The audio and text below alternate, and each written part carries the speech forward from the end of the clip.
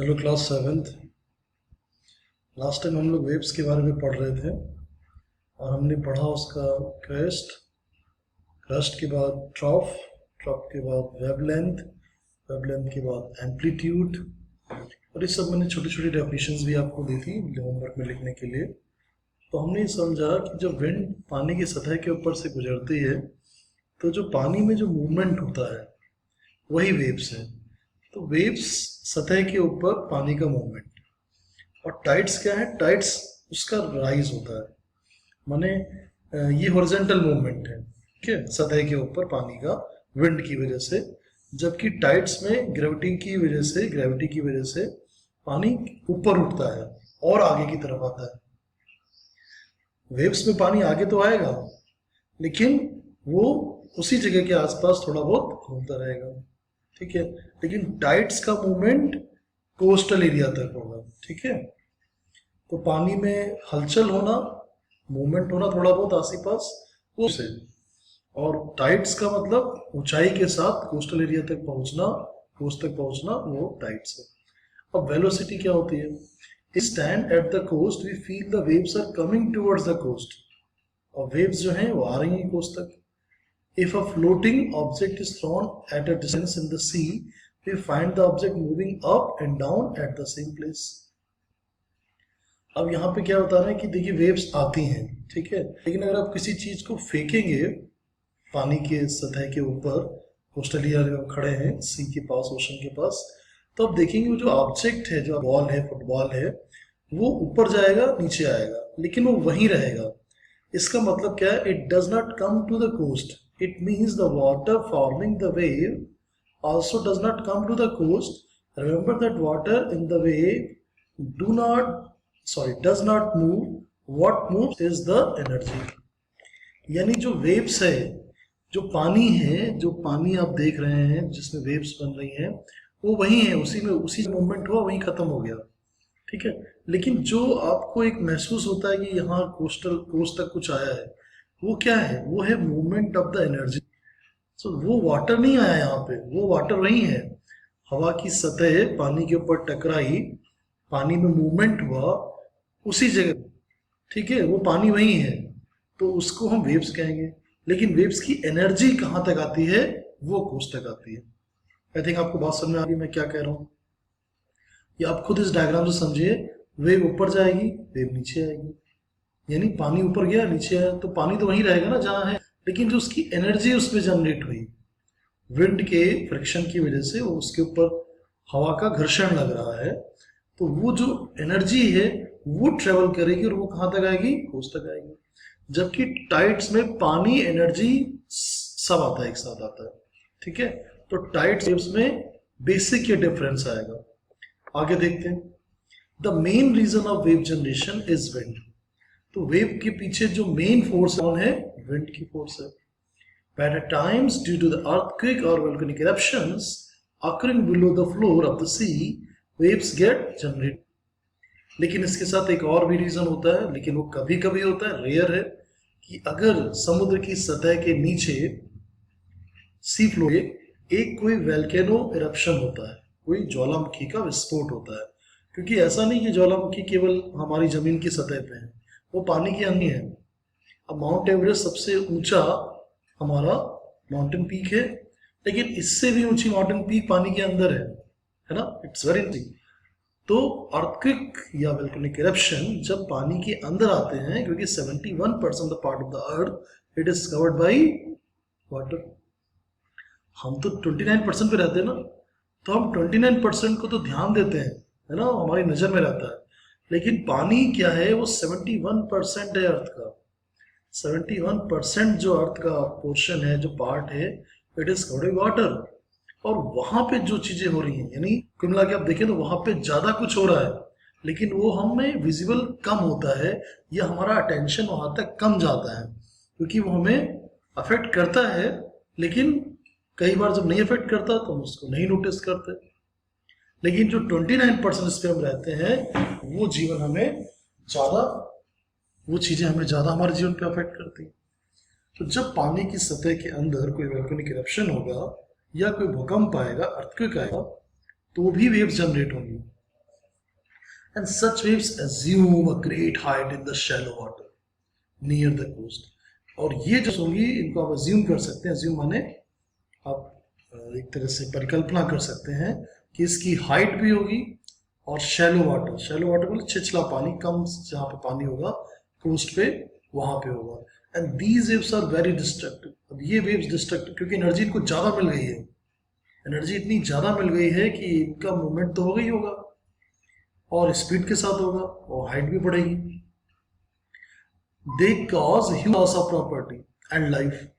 These waves are called tsunami. अब tsunami भी एक वेव्स है, लेकिन ये वेव्स विंड से नहीं बनी, ये वेव्स बनी है वोल्केनिक इरप्शन से या अर्थक्वेक से.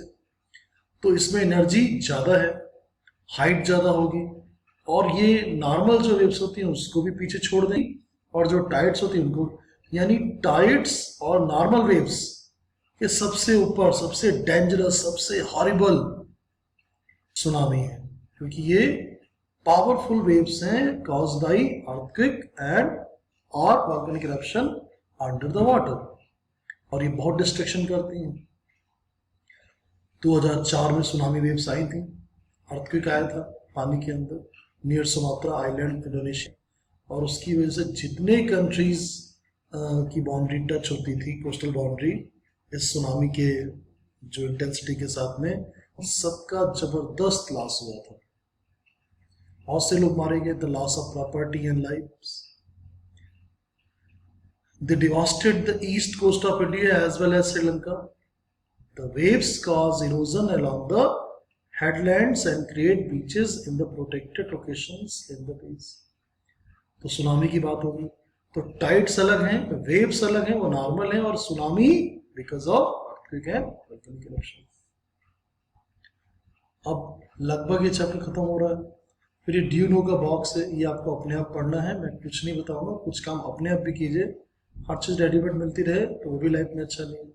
फिर ड्यू नो बॉक्स पढ़िए, थोड़ा समझिए, और ये टाइमिंग के बारे में बता रहे हैं कि कैसे कब टाइड आएगी, फिर कितने बजे, तो थोड़ा समझने की कोशिश करिए. Just read it. ओके. अब ये एक बीच का फोटो है, बीच पे जाना कितना अच्छा लगता है ना सबको. अब बीच पे क्या होता है कि समुद्र की सतह का जो पानी है वो जमीन की सतह को टच करता है. तो बीच क्या है? बीच एक वो जगह है जहाँ पे जमीन और पानी एक दूसरे को टच करते हैं. A space between land and sea, और वहां पे सी ब्रीज और लैंड ब्रीज होते हैं. अच्छा लगता है, लोग जाते हैं, पिकनिक स्पॉट होता है. तो ये सब नेचुरल रिलीफ्स हैं जो प्रकृति ने हमको बना के दिए हैं, नेचुरल फीचर्स हैं, लेकिन हमें इनकी रिस्पेक्ट भी करनी, पोल्यूशन कम करना है, तभी हमें इस तरह से अनुभूति आनंद की देते रहेंगे और हमारी आने वाली जनरेशंस को. अब आ गया है टाइम क्वेश्चन आंसर का, और आप क्वेश्चन आंसर करें. पहला क्वेश्चन क्या है कि आपको ग्रुप में चयन करना है, आपको मैच करना है. तो पहला क्वेश्चन आप लोग कर सकते हैं. दूसरा क्वेश्चन, अगर आपने सारे वीडियो ध्यान से देखे हैं, सुने हैं, नोट्स लिए हैं मुझसे, ये आपको क्वेश्चन सॉल्व करना है कि टाइड्स जो हैं are influence more by the moon than the sea. अब क्यों होता है? क्योंकि मून पास में है ना, सन तो है, भले सन की ग्रेविटी ज्यादा हो लेकिन पास वाला ज्यादा इफेक्ट करेगा ना. अब आपके जो पड़ोस में रहता है वो म्यूजिक बजाएगा तो आपको सुनाई देगा अच्छे से, और थोड़ा दूर पे किसी का घर है वो म्यूजिक बजाएगा, उसकी आवाज आएगी लेकिन कम आएगी ना, घर दूर है, जबकि उसका स्पीकर बड़ा वाला है, लेकिन आपको इंटेंसिटी कम आएगी. क्यों? क्योंकि वो डिस्टेंस है. तो रीजन क्या हो गया? डिस्टेंस.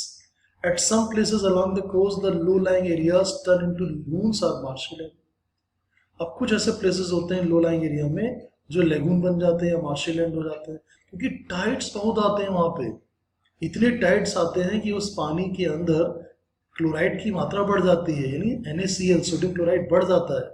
जैसे हमारे सुंदरवन में मैनग्रोव ट्रीज है, लेगून है, चिल्का हमारी एक लेगून है, चिल्का सॉल्ट वाटर लेक है.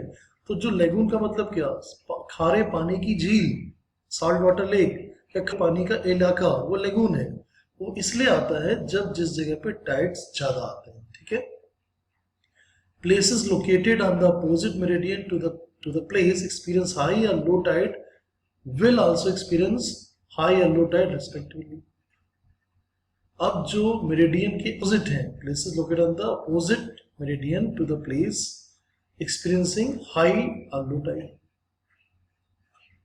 उनको और दोनों जगह पे हाई टाइड लो टाइड आ रहा है, ऐसा क्यों हो रहा है?